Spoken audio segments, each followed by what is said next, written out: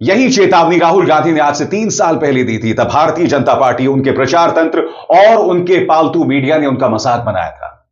जब जब राहुल गांधी ने इस बात की चेतावनी दी कि इस सरकार की वजह से चीन और पाकिस्तान एक साथ आ गए हैं, तब तब उन्हें देशद्रोही करार दिया गया।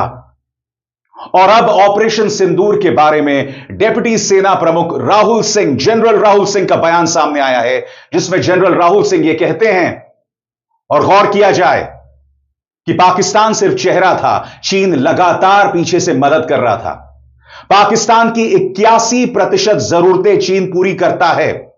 सबसे बड़ी बात वो ये भी कहते हैं कि हमारे कई वेपन सिस्टम काम नहीं किए, इसे संबोधित करने की जरूरत है।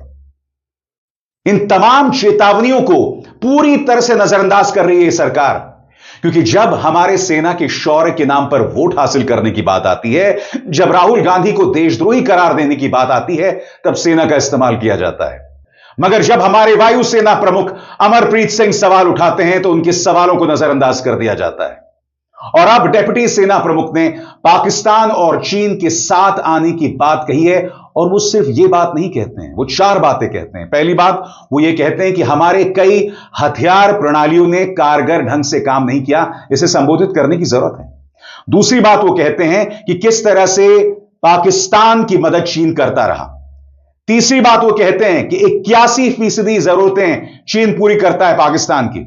चौथी बात वो ये भी कहते हैं कि किस तरह से चीन अपने हथियार प्रणाली का परीक्षण भारत पर कर रहा है, बगैर भारत से सीधे टक्कर लिए। यानी कि चीन भारत को घेर रहा है, मगर इस सरकार को थोड़ा सा भी फर्क नहीं पड़ता। सुनिए डिप्टी सेना प्रमुख राहुल सिंह क्या रहे हैं।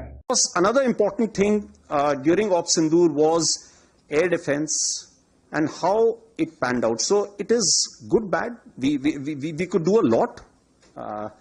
Mr. Ashok did talk about it, that some of our indigenous systems performed well, some did not perform very well too. So it's of course a cat and mouse game, as I was mentioning outside. We need to be at it.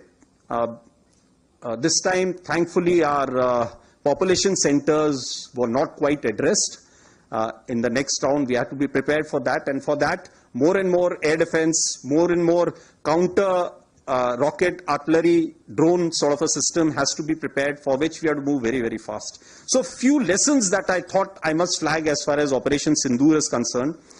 Firstly, one border, 2 adversaries. So we saw Pakistan one side, but adversaries were 2, and if I would say actually 4 or 3 actually. So Pakistan was the front face. We had China providing all possible support, and it's no surprise, because if you were to look at statistics, in the last 5 years, 81% of the military hardware that Pakistan is getting is all Chinese, 81% of that. So it's no surprise. And China, of course, the good old dictum, killed by a borrowed knife, 36 stratagems that China talks about, killed by a borrowed knife. So he would rather use the neighbor to cause pain than getting involved in the mud slinging match on the northern border. So that is what he's seen. And another thing that China perhaps has seen is that he's able to test his weapons against, say, various other weapon systems that are there. It's like a live lab which is available to him. So it's a good, that is what is something we have to be very, very cognizant about. जब राहुल गांधी ने यह चेतावनी आज से 3 साल पहले दी थी, तो उनका मजाक बनाया गया था।